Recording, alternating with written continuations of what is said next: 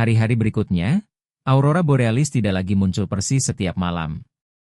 Charlie Wade menunggu seminggu di daerah kutub, hanya untuk menyaksikan aurora 2 kali. Untuk mendapatkan lebih banyak mudra Mahavairochana Tathagata, ia menggunakan total 4 pil kultivasi Ki dalam 2 pertemuan ini, menukarnya untuk 32 segel tangan lainnya dari entitas misterius. 64 segel tangan ini lebih dari 2 kali lipat efisiensi pertumbuhan energi spiritual. Meskipun ia hanya memiliki 6 pil tersisa, Charlie Wade masih berharap untuk penampilan aurora. Sayangnya, arus hangat dari Atlantik Utara menyebabkan suhu di Eropa Utara-Utara naik dengan cepat, dan salju mulai mencair. Helena mengatakan kepada Charlie Wade bahwa kedatangan arus hangat Atlantik Utara menandakan berakhirnya musim dingin yang panjang. Akhir musim dingin juga berarti kinerja aurora di belahan bumi utara akan berakhir. Untuk melihat aurora di belahan bumi utara lagi, kita harus menunggu sampai akhir tahun ketika musim dingin kembali.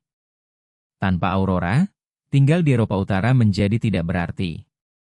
Namun, Charlie Wade merasa bahwa jika segel tangan yang diajarkan kepadanya oleh makhluk misterius di dalam dirinya benar-benar segel tangan dari Mahavairochana Tathagata, maka dengan kekuatan supranatural Mahavairochana Tathagata, 64 segel tangan yang dia pelajari kemungkinan hanya ujung dari gunung es.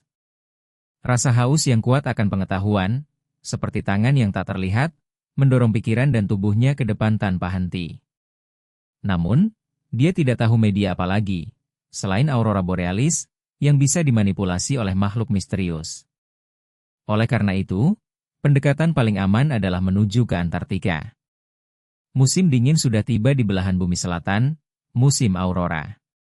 Selain itu, Marialyn telah memberitahu Charlie Wade bahwa Maret dan September adalah bulan yang optimal untuk pembentukan aurora di Antartika, ketika sudut antara medan magnet bumi dan angin matahari berada pada yang terbaik. Selama bulan-bulan ini, partikel surya lebih mungkin memasuki atmosfer bumi, menghasilkan aktivitas aurora tertinggi dan kecerahan, waktu terbaik untuk mengamati aurora. Saat ini pertengahan Maret. Jadi Charlie Wade segera bertanya kepada Helena, apakah Eropa Utara memiliki stasiun riset di Antartika? Helena mengangguk dan berkata, Eropa Utara memiliki 3 stasiun riset di lingkaran Antartika, tetapi semuanya stasiun musim panas. Orang-orang hanya dikirim ke sana pada musim panas, dan stasiun ditutup dan para peneliti ditarik pada musim dingin.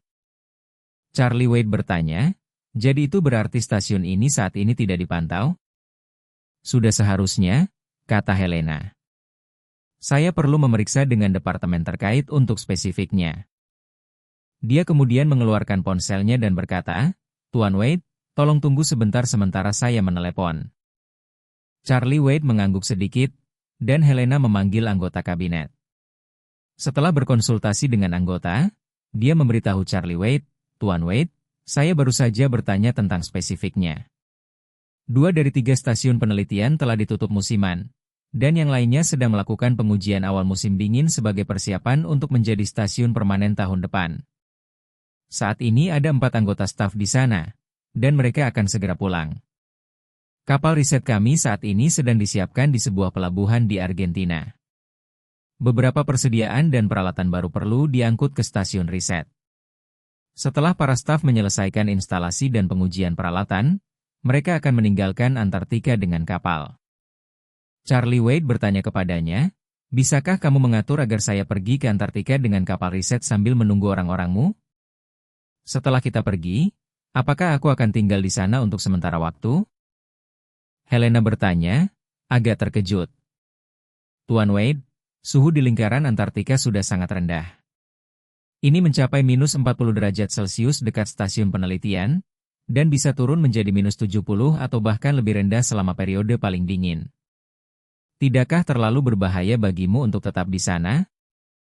Charlie Wade menjawab, ini seharusnya tidak berbahaya, tetapi masalah utamanya adalah apakah layak untuk tinggal di stasiun riset Anda.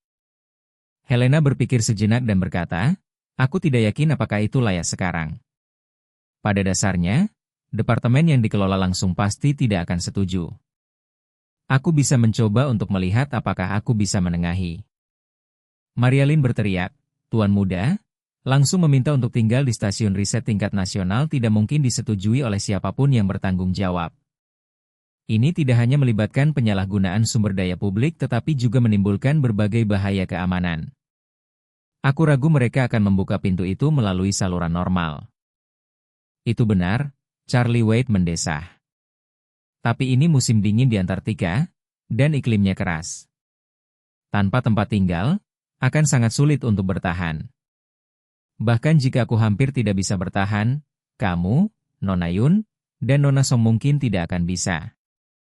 Maria Lin berkata, bagaimana kalau kita mencoba pendekatan yang berbeda? Sebagai contoh, kita bisa meminta Helena memberi kata yang baik untuk kita, membiarkan kita pergi ke Argentina terlebih dahulu untuk mengejar kapal riset itu. Kita bisa mengatakan kita hanya menumpang ke Antartika dan kemudian kembali dengan kapal. Seharusnya mudah untuk menarik senar itu.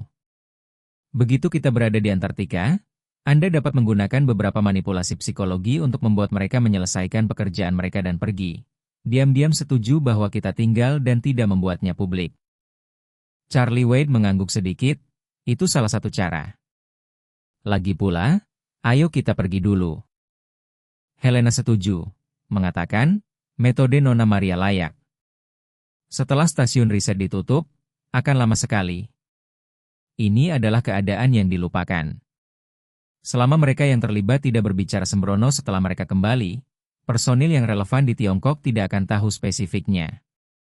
Selain itu, para peneliti garis depan yang sama ini akan pergi ke sana lagi setelah stasiun dibuka tahun depan. Selama mereka merahasiakannya, tidak akan ada yang tahu. Charlie Wade menjentikan jarinya, mari kita lakukan dengan cara ini. Helena, bisakah kau membantu kami berkomunikasi dengan mereka? Kita akan pergi ke Argentina untuk mengejar kapal riset itu.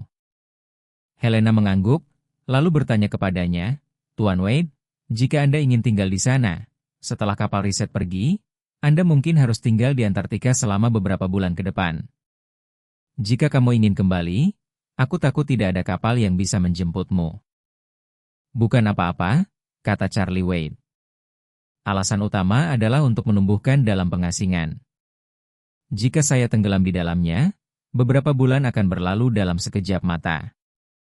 Setelah mengatakan itu, dia melihat Maria Lin dan berkata, Nona Maria, lingkungan di Antartika mungkin jauh lebih keras daripada di sini.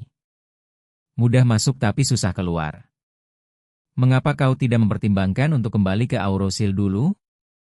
Maria Lin menggelengkan kepalanya. Jika aku kembali ke Aurosil sendirian, aku pasti akan memikirkanmu sepanjang hari, dan akan sulit untuk berkonsentrasi pada apapun. Lebih baik pergi dengan kamu. Ketika kamu berada dalam pengasingan, aku bisa membaca buku dan menulis kaligrafi. Aku bisa bertahan. Helena terkejut. Dia bisa tahu dari kata-kata Maria Lin bahwa dia tidak berusaha menyembunyikan perasaannya untuk Charlie Wade. Dia juga sangat terkejut bahwa Maria Lin, yang begitu muda, akan jatuh cinta dengan Charlie Wade, seorang pria yang hampir 30 tahun. Dia tidak bisa mengerti mengapa Charlie Wade selalu menjaganya di sisinya. Charlie Wade sendiri bisa memahami ketergantungan Maria Lin padanya. Selama bertahun-tahun, dia memikul semuanya sendirian. Tidak hanya itu, anak-anak pun banyak bergantung padanya. Dia harus kuat dan memikul beban ke depan. Sekarang dia tidak perlu lagi merawat anak angkatnya atau memikul tanggung jawab untuk orang lain, dia lebih seperti gadis kecil. Selain itu, dia sekarang bisa melindunginya sampai batas tertentu, memungkinkan dia untuk akhirnya mengalami kehidupan yang riang. Wajar jika dia lebih mengandalkan dia dalam keadaan seperti ini. Selain itu, dia sendiri merasa bahwa jika Maria Lin bersedia pergi ke Antartika bersamanya, itu akan menjadi hasil terbaik. Dia juga memiliki kekhawatiran tersembunyi bahwa Maria Lin mungkin menghadapi bahaya jika dia tidak di sisinya. Jadi dia siap berkata kepada Maria Lin, dalam hal ini, Nona Maria, Anda dapat menyiapkan lebih banyak persediaan hidup dan hiburan untuk menghindari terlalu bosan di wilayah kutub. Helena berkata, setelah musim dingin tiba di Antartika, semakin dekat Anda ke kutub selatan, semakin pendek siang hari. Pada bulan Mei, pada dasarnya malam kutub, yang berlangsung selama lebih dari 2 bulan. Pemandangan yang dingin dan kegelapan yang konstan pasti cukup suram. Nona Maria, kamu harus mencoba untuk menghindari itu. Maria Lin sepertinya tidak keberatan, tersenyum saat dia berkata, "Bagaimana aku bisa merasa bosan bersamamu, Tuan Muda? Jika itu kamu, apakah kamu rela?" Helena tidak menduga gadis itu akan begitu langsung, dan pertanyaannya langsung membuatnya tersipu malu. Ya, lingkaran Antartika membeku dingin, dengan periode malam kutub yang panjang dan berbulan-bulan tanpa melihat matahari. Siapa yang rela menghabiskan berbulan-bulan di sana? Tapi pikiran menghabiskan berbulan-bulan dengan Charlie Wade langsung membuang semua kebosanan. Tapi dia juga tahu betul bahwa tidak apa-apa bagi seorang maharani menghilang dari mata publik selama beberapa hari, seperti berlibur. Tapi jika dia menghilang selama beberapa bulan, tidakkah orang-orang akan menjadi gila? Dengan pemikiran ini, Helena berpikir sedih, mungkin aku harus turun tahta. Biarkan siapapun yang ingin menjadi maharani yang buruk ini. Aku tidak ingin menjadi maharani bahkan sehari lagi.